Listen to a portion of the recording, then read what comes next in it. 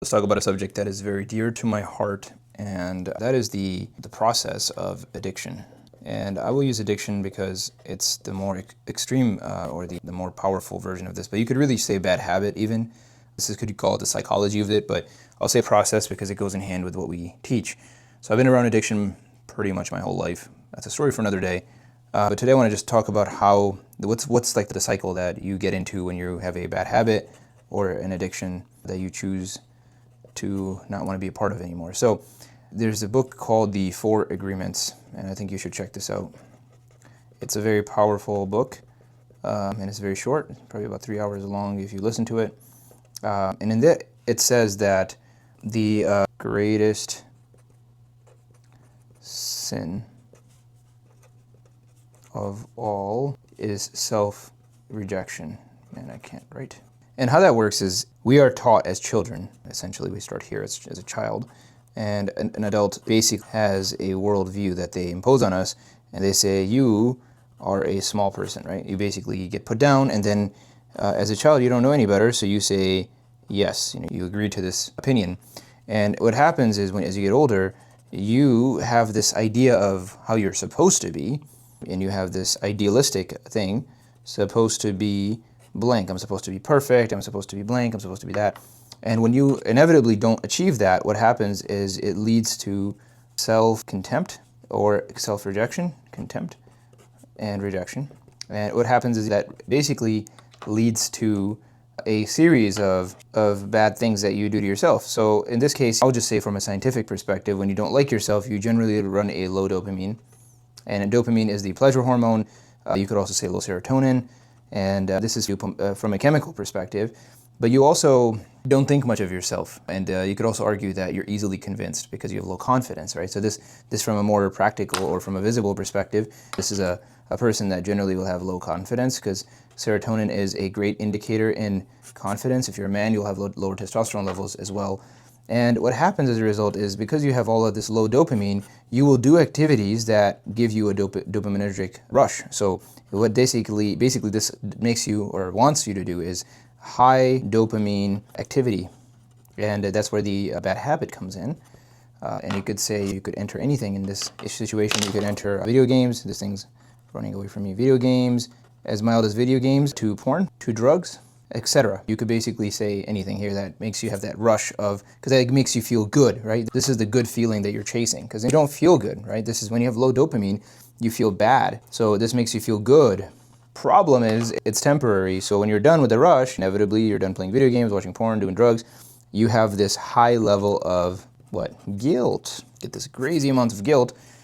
And that guilt leads to essentially more of the low dopamine cycle, right?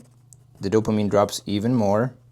And from that, essentially the cycle goes back to, I'm supposed to not be like this. I'm supposed to be good. I'm supposed to be perfect, right? Because that idea from here, as a child, you are not good enough, right? That's the message here, essentially, that the adult was telling you. The society, you could put anything down. I don't want you to hate your parents, but you could put anything down. It's basically the world, right? The world, this is the world. As you're a child, you believe what the world says, and then you say you're not good enough, which you're never going to be good enough, and then that self-contempt feeds the low dopamine, feeds the bad addiction, feeds the guilt, more low dopamine. You feel, I'm supposed to be that, so it leads to increased self-contempt. And what you have done is you've started a vicious cycle of addiction, bad habit, whatever. And that is how people destroy themselves. So that now, and you may be recognizing some of this behavior in your life. So what's the break here, Zane? I think it's actually simple. It's not easy, but it's very simple. The first thing is you have to deny this idea that you're not good enough, you're supposed to be blank, and that you have to deny self-contempt. If you can achieve these two things, the rest of the cycle falls apart because it doesn't continue to feed, right? You can do this thing, feel great, feel guilty, your dopamine drops, but then you don't say, oh, well, I'm not, you don't go into this judgment, right, of I'm not good enough. I'm supposed to be good. I'm not good enough. And then you say, because of this, I hate myself, which is it's a conclusion. So if you can allow yourself to not come to the judgment and the conclusion, and instead, what happens is you take a new path, which says, I take responsibility, because I want to make sure you guys understand that. I'm not telling you that it's perfectly fine to do bad things or whatever, but I love and accept myself. That's simple, but it's obviously very, very difficult, right? Especially if you have a habit of not accepting yourself. And that's, you realize, holy crap, that's a very hard thing to do. But if you can learn to accept and love yourself, this cycle falls apart. You will no longer chase that, because what will happen instead is you will actually forgive yourself. And then a whole different cycle starts, which is a cycle that takes you upwards instead of downwards.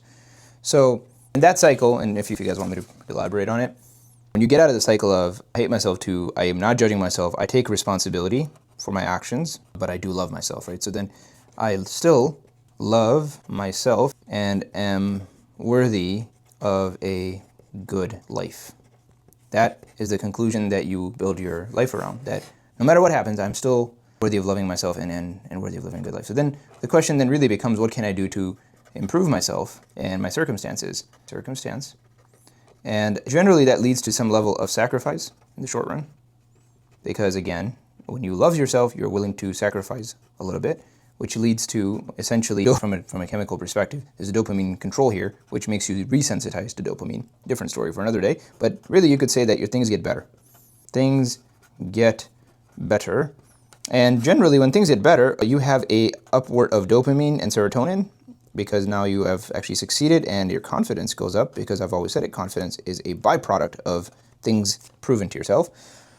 And generally what that happens is it makes you do more of the sacrifice, and generally that now you do intentionally and you take more responsibility for your life, and you're able to do more of that. And you're able to start a virtuous cycle instead of a vicious cycle. And again, the theme is really, the thing that changes is you go from judging and holding contempt to yourself to accepting and loving yourself. That's the difference that it makes, because when you love yourself, you don't allow yourself to hurt yourself, because that's not what you do when you love yourself. That's a huge thing, guys. And you see the cycle is very similar. It's essentially actions that leads to more encouragement and more actions, but the difference is accepting or rejecting yourself. And that's really the video is all about, is about accepting or rejecting. And if you can understand how important that is in your life, it will change everything for you. It will change absolutely everything for you. You can go from here to contempting yourself, basically letting the world decide who you're supposed to be, to the cycle of complete vicious cycle downward into hell, into making the difference between I take responsibility. You could be coming from the vicious cycle here of going downhill and say, you know what, I'm breaking the cycle. I'm taking responsibility and I choose to still accept and love myself. And then I'm going to improve my circumstance. I'm going to make the sacrifices necessary. Things will start to get better. My dopamine and confidence will go up, and I'll continue to sacrifice and take responsibility and continue to increasingly accept and love myself. And as that love and acceptance goes up, you're able to do more of that. And then as you do that, you're able to start spreading that around you into the lives of other people. So it's a long video, but I hope it helps. It's been a huge theme in my life and the lives of many people that I know.